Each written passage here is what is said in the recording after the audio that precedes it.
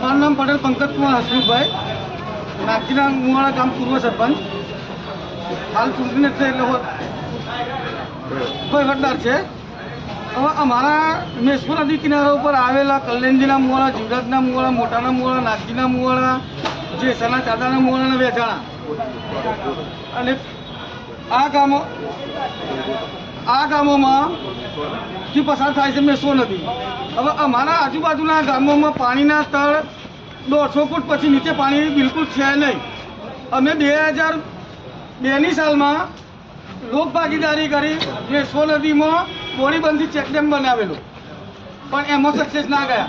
પછી સરકારને સતત 2002થી સરકારને સતત રજૂઆતો કરી ચેકડેમની માગણી માટે, અને તે અત્યાર સુધીમાં સરકારે અમને એક કરજોદરામાં એક ચેકડેમની ફાળવણી કરી દીધી, અને એક ચેકડેમ હજી સાહેબજીના મુવાડા અને ખાખરાના વચ્ચે એક ચેકડેમની મંજૂરીમાં છે.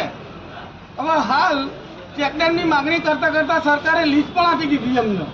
હવે લીઝના કારણે અત્યારે હાલ મેશ્વર નદીમાં છે ફેબ્રુઆરી સુધી પાણી ચાલુ રહેતું હતું. લીઝના કારણે એ પાણી લીઝવાળા લોકો બંધ કરાવે અને મેશ્વર નદી બિલકુલ કોરી થઈ જાય. એટલે ઉનાળામાં તો બિલકુલ પાણીની તકલીફ છે, અને ખેડૂતોના ખેતી માટે બિલકુલ બોર બંધ રહે છે. એટલે અમારું એક જ આયોજન છે કે તાત્કાલિક હાલ ખનન થાય છે તે બંધ કરાવવું, અને મેશ્વર નદીમાં જેટલી પણ લીઝો આપેલી છે, જેસાના મુવાડા પુલથી સાહેબજીના મુવાડા પુલ સુધીમાં જેટલી પણ લીઝો આપેલી છે તે બધી તાત્કાલિક ધોરણે રદ કરાવી. આના માટે અત્યારે હાલ તમે શું કર્યું? અત્યારે હાલ અમે આજુબાજુના દરેક ગામોએ ના લોકો થઈ અહીંયા મામલતદાર કચેરીમાં આવેદન આપવા આવ્યા. પછી ખાન ખનીજ વિભાગમાં આવેદન આપેલું છે, કલેક્ટર સાહેબને આવેદન આપેલું છે, પછી સીએમ ઓફિસે પણ આવેદન આપેલું છે, ખાન ખનીજ કમિશનરને પણ આવેદન આપેલું છે.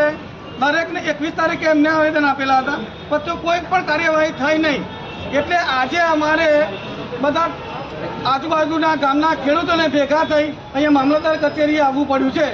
અને હજી જો ખનન બંધ નહીં થાય, આની કોઈ આગળ કાર્યવાહી નહીં થાય અને લીઝો રદ નહીં થાય, તો અમે 3 થી 4 દિવસમાં ફરીથી બધા ખેડૂતો આનાથી વધારે સંખ્યામાં કલેક્ટર કચેરીએ ધરણા પર બેસીશું.